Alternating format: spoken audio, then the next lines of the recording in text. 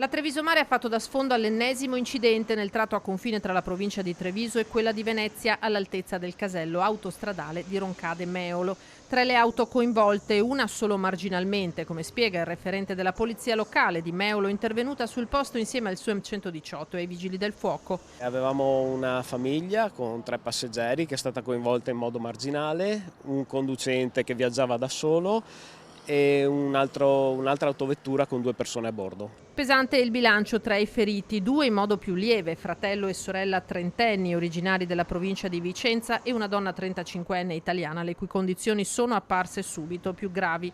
È intervenuto l'elisoccorso, ma alla fine non c'è stata la necessità di trasportare il ferito con l'elicottero. È andato via con l'ambulanza. I 3 feriti sono stati trasportati all'ospedale di San Donà di Piave. La dinamica del sinistro è al vaglio degli agenti del consorzio di polizia locale che dovranno accertare le eventuali responsabilità.